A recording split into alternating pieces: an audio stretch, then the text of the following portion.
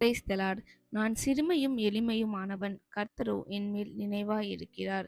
சங்கீதம் 40ஆம் அதிகாரம் 17ஆம் வசனம். ஆமென். ஆமாங்க ஏசப்பா. இன்னைக்கு இந்த காலை வேளையில இந்த வசனத்தின் மூலமா நம்மளுக்கு என்ன சொல்ல வர்றார் அப்படின்னா, கர்த்தர் நம்ம மேல நினைவா இருக்கிறாருங்க.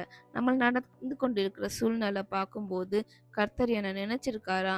கர்த்தர் என்ன மறந்துட்டாரா? அப்படின்னு கேள்வியோடு இருக்கிறவங்கள பார்த்து சொல்றார். நான் உன் மேல நினைவா தான் இருக்கிறேன் அப்படின்னு சொல்றாரு. ஸோ நம்ம கர்த்தரிடத்துல தாழ்த்தி அவர் சமூகத்துல இருக்கும்போது கர்த்தர் கண்டிப்பா சொல்லுவார், நான் உன் மேல நினைவா தான் இருக்கிறேன் அப்படின்னு. சிறுமையும் எளிமையுமானவன். ஸோ எளிமையானவங்கள வந்து என்றைக்குமே மக்கள் மறந்துருவாங்க, சீக்கிரத்துல மறந்துருவாங்க. ஆனா கர்த்தர் சொல்றாரு, எளிமையான ஒன்ன நான் எப்போதுமே மறக்க மாட்டேன், உன் மேல நினைவா தான் இருக்கிறேன் அப்படின்னு.